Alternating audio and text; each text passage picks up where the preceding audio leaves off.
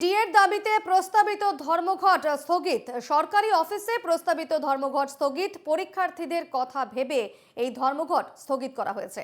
বদলে আজ কালো ব্যাজ পরে প্রতিবাদ করা হবে। অফিসে কালো ব্যাজ পরে সরকারি কর্মীরা, প্রতীকী অনশনে ডিএ আন্দোলনকারীরা। ডিএর দাবিতে প্রস্তাবিত ধর্মঘট স্থগিত এবং সেক্ষেত্রে সরকারি অফিসে প্রস্তাবিত এই ধর্মঘট স্থগিত করা হয়েছে এবং পরীক্ষার্থীদের কথা ভেবে ধর্মঘট স্থগিত করা হয়েছে। তার বদলে আজ কালো ব্যাজ পরে প্রতিবাদ করা হচ্ছে এবং অফিসে কালো ব্যাজ পরে সরকারি কর্মীরা, প্রতীকী অনশনে ডিএ আন্দোলনকারীরা।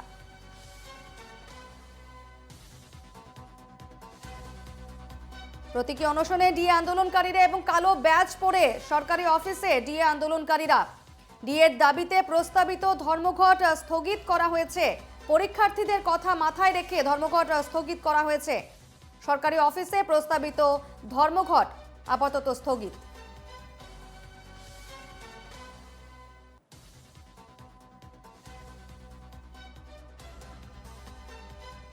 এই মুহূর্তে আমাদের সঙ্গে সরাসরি রয়েছেন প্রতিনিধি দেবরাজ হালদার। দেবরাজ, কি ছবি দেখতে পাচ্ছ? ডিএর দাবিতে প্রস্তাবিত ধর্মঘট আপাতত স্থগিত এবং পরীক্ষার্থীদের কথা মাথায় রেখেই বলা হচ্ছে এই ধর্মঘট তারা স্থগিত করেছেন। তবে কালো ব্যাজ পরে সরকারি অফিসে সরকারি কর্মীরা রয়েছেন এবং প্রতীকী অনশন করছেন তারা।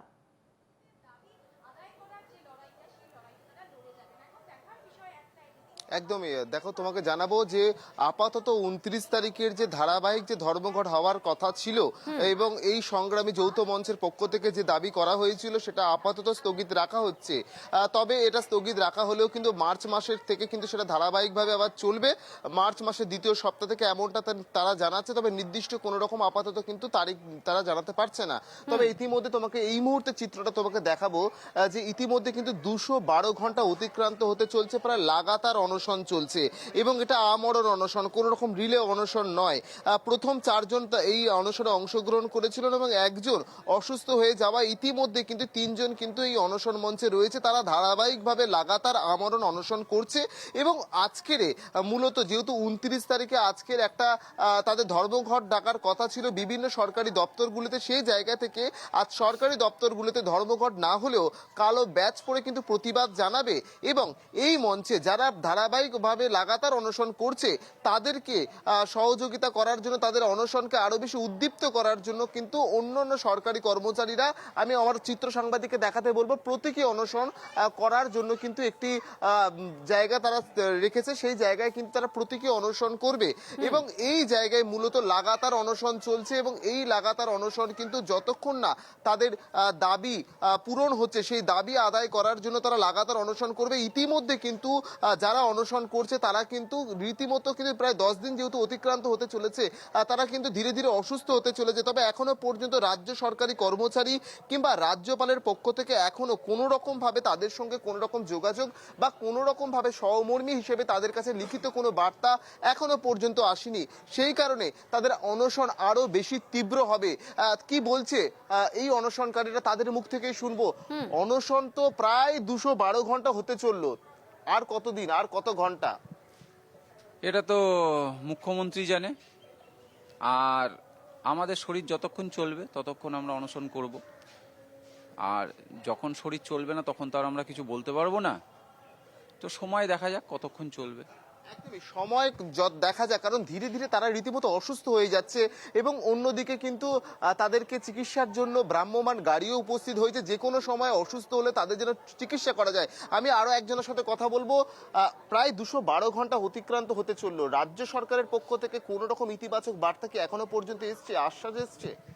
না, রাজ্য সরকারের পক্ষ থেকে কোনো রকমই ইতিবাচক কোনো আশ্বাস আসেনি এবং সবথেকে দুর্ভাগ্যজনক, আমাদের পশ্চিমবঙ্গের অপোজিশন লিডার, বিরোধী দলনেতা সম্মানীয় শুভেন্দু অধিকারী এসেছিলেন। তিনি রাজ্যপালের দৃষ্টি আকর্ষণ করেছেন, তাকে টুইট করেছেন আমাদের বিষয়ে। হ্যাঁ, আমাদের সম্মানীয় রাজ্যপালেরও কোনো হেলদোল আছে বলে আমাদের মনে হচ্ছে না। এটাই আমাদের কাছে বড় দুর্ভাগ্যের বিষয়। শুনতে পেলে দীপর্ণা, শুধুমাত্র আশ্বাস এবং আশ্বাসের উপর ভর করে কিন্তু তারা লাগাতার অনশন করছেন এবং পরবর্তী সময় তারা ধর্মঘট করবে এমনটাই তারা জানাচ্ছে। তবে এর আগে বিরোধী দলনেতা শুভেন্দু অধিকারী তাদের পাশে এসে দাঁড়িয়েছিলেন। তিনি বলেছিলেন যে তিনি তাদের পাশে রয়েছেন, আছেন এবং থাকবেন। এবং তারা যদি চান তারা নবান্নে যান, নবান্ন অভিযানে যান, নবান্নের সামনে গিয়ে বসুন ধর্মঘটে, সেক্ষেত্রে তাদের কি কর্মসূচি রয়েছে, পরবর্তী পদক্ষেপ তারা কি নিতে চলেছেন, তারা কি নবান্ন অভিযানে যাবেন? আপাতত তারা দ্বিতীয় কোনো পদক্ষেপ ভাবতে পারছে না। আপনারা আর কোনো পদক্ষেপের কথা কি ভাবছেন, যে অন্য রকম ভাবে কি আন্দোলন করা যায় বা এরকম কিছু চিন্তা ভাবনা?